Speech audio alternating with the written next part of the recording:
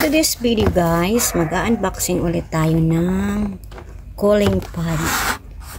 Ang cooling pad po is para po sa mga laptop na baka ma-overheat or something ganun. Kailangan nating ano siya, lalagyan natin lalo na pag nagpi-play tayo ng maraming mga video, di ba? So, ipapakita ko lang po sa inyo kung anong yung laman ito. Ayan siya. So, hindi siya gaano kita, no? Ano ko lang. So, ito siya. May dalawang pan po siya. Kaya tinatawag po siyang cooling pan. Tapos, 17 inches siya. Ganun siya kalaki. So, guys, ngayon, bubuksan na natin. So, ito po yun. Ayan.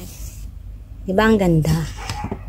Ganda-ganda niya. Tapos, ang price niyan is 65 dirham. 65 dirham po yan. Maganda siya. So, ito, bubuksan na po natin kung anong laman. Kung anong laman niya. At ang hirap naman buksan ito. So, yun.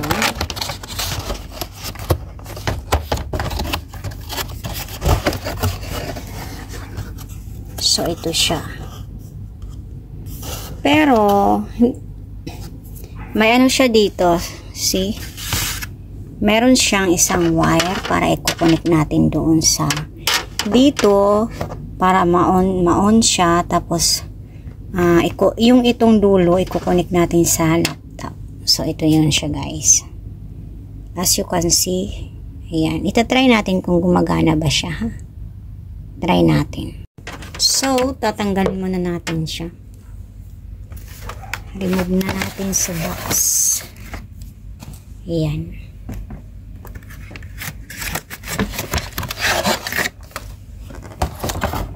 At ito na po yun. Ayan siya. Ayan. Ayan. So, itatry natin siya guys. Kita nyo ba dyan? Kung hindi nyo kita, i-remove natin. So, ito yon.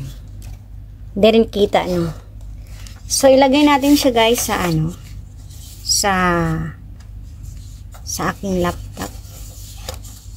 Ma-try natin. Meron pala siyang ano dito. Ayan, meron siyang adjustment dito sa likod. Yan. Pwede mo siyang ipatong dito yung laptop. Yan, mga adjustment yan. Ayan siya. So,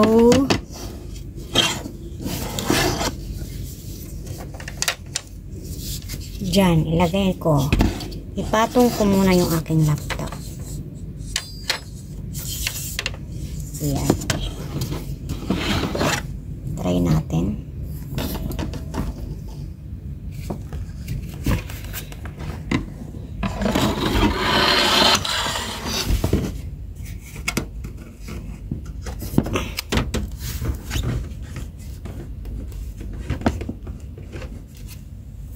So, ito na siya guys. So, ayan siya. May kalang siya dito din.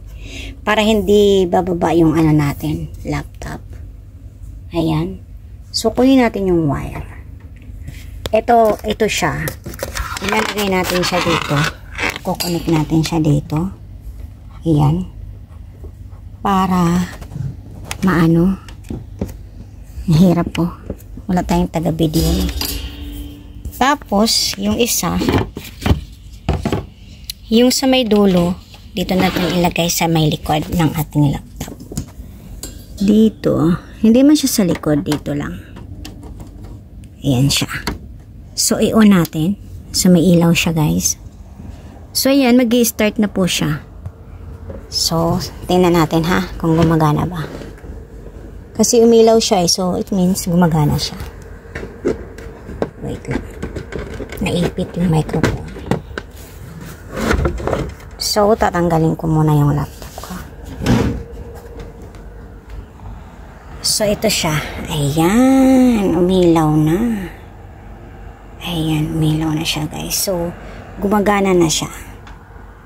So, yun lang. Diba? Pag nagpi-play kayo ng maraming playlist, halimbawa, ayan siya guys. So, maganda siya, diba? Ayan. So, ito yon, diba? Ayan. Ito yung calling pad na sinasabi ko. Maganda siya, guys. Ayan. Mura lang to. 65 dirham. Kulang-kulang 1,000 sa Pinas. So, ayan. Thank you, guys. Thank you so much for watching. Sana nag-enjoy kayo.